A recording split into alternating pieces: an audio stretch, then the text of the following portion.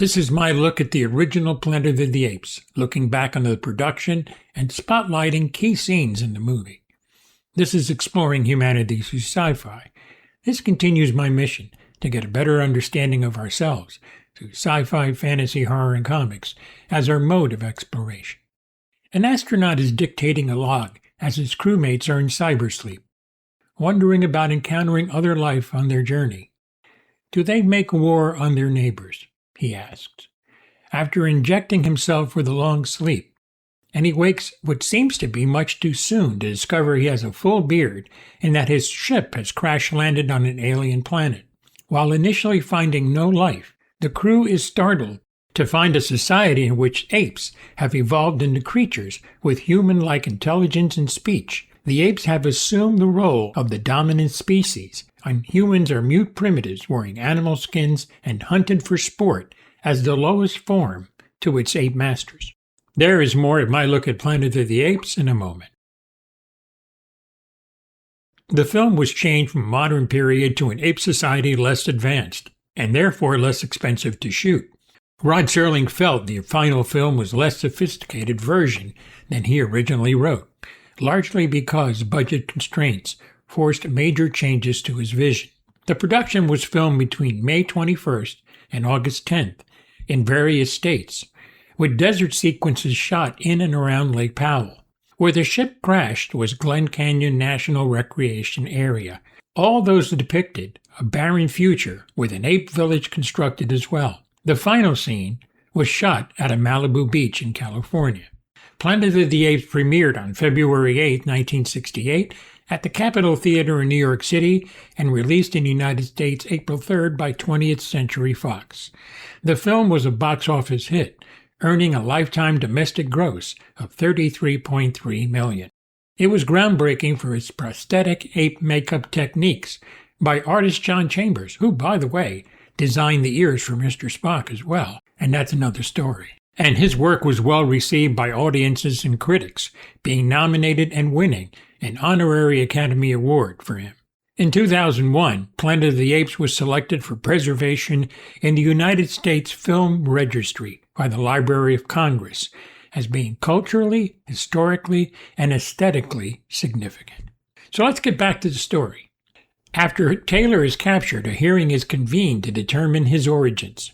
During the proceedings, it's revealed that Landon was lobotomized and rendered catatonic. The impact of Landon's fate is very understated, and yet very important. Landon, to me, represented an oppressive society silencing its populace. Taylor screams at the apes that not only took his identity, but his ability to think and express himself. Though another reason was probably to keep a secret of talking humans. The character of Landon from the original Planet of the Apes is the protagonist in the book Conspiracy of the Planet of the Apes, centering on Landon after his capture. Let's not forget Dodge, who was played by Jeff Burton. The actor was known for films like Coffee, Black Hooker, and Git, portrayed a capable scientist on the team, a man of science, as described by crewmate Landon in the film. Burton carved out a role that was unique for black actors of the time. His Dodge was part of the crew and treated as an equal. And then there's Dr. Zaius. He had to admit he always known about the ancient human civilization. He is, after all, the keeper of the terrible secret. Zaius knew that man, as he stated, is a menace, a walking pestilence. And on his environment, the Forbidden Zone was once a paradise. But your breed made a desert of it ages ago. A key scene was the 39th scroll, read by Rodney McDowell's Cornelius at the urging of the tied-up Dr. Zaius. Beware the beast man, for he is the devil's pawn. Alone among God's primates, he kills for sport or lust or greed. Yea, he will murder his brother to possess his brother's land. Let him not breed in great numbers, for he will make a desert of his home and yours. Shun him, drive him back into his jungle lair, for he is the harbinger of death. That's a powerful message that still hits home today. Zaius himself added, I have always known about man. From the evidence, I believe his wisdom must walk hand in hand with his idiocy. His emotions must rule his brain. He must be a warlike creature who gives battle to everything around him, even himself. Spoiler alert, at the end of the movie we see the Statue of Liberty.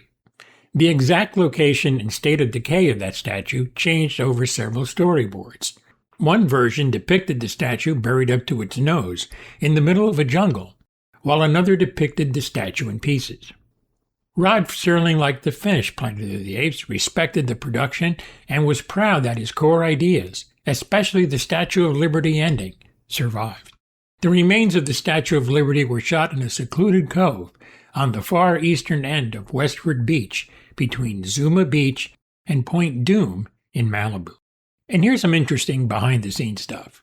Some scenes, like the one where the judges imitate where they see no evil, speak no evil, and hear no evil monkeys, were improvised on the set by director Schaffner and kept in the final film because the audience reaction during test screenings prior to release.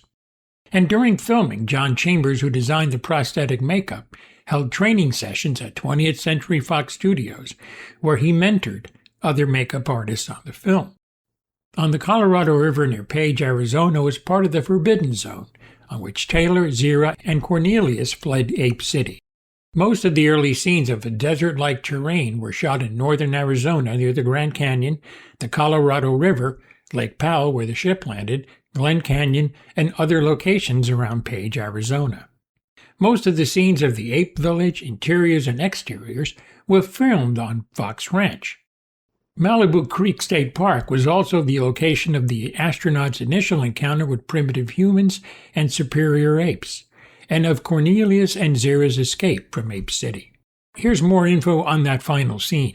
There's a stretch of California seacoast between Malibu and Oxnard, with cliffs that towered 130 feet, 40 meters, above the shore. Reaching the beach on foot was virtually impossible, so the cast, crew, film equipment, even horses had to be lowered in by helicopter. The remnants of the Statue of Liberty were shot in a secluded cove on the far eastern end of Westward Beach, between Zuma Beach and Point Dume. As in the documentary Behind the Planet of the Apes, the special effects shot of the half-buried statue was achieved by seamlessly blending a matte painting with existing cliffs. The shot looking down from Taylor was done from a 70-foot, 21-meter scaffold angled at a half-scale papier-mâché model of the statue. This is interesting. The actors of the Planet of the Apes were so affected by their costumes and their makeup, they actually segregated themselves when they were not shooting. Lou Wagner said that it was hard with the makeup being particularly heavy around the area of the mouth, making it really difficult to drink anything. A deleted scene or deleted plot point was that Nova was decided to be pregnant, and scenes were filmed around the Page locations revealing her pregnancy. In the final drafts of Planet of the Apes, Taylor was killed by the bullet of an ape sniper, while Nova, pregnant with Taylor's child, escaped into the Forbidden Zone. Linda Harrison believed that Charlton Heston nixed the idea of her pregnancy. Those scenes were deleted, according to screenwriter Michael Wilson. A higher-up Fox executive found it distasteful. Nova's pregnancy, they felt, was detracting from the film's ending. In any case, all Harrison scenes with Heston and Hunter in the sequence of Nova's pregnancy were cut. There's probably some footage out there. You got to talk about the score by the amazing Jerry Goldsmith. A lot of really unusual percussion was used. The violin part used 12 chromatic notes to give us an unsettled, eerie feel to the planet. I liked the piano in there too. I thought that was really cool and added a lot to the suspense. The film was a warning in 1968 and still holds true. I cringe whenever I see the Statue of Liberty on the beach.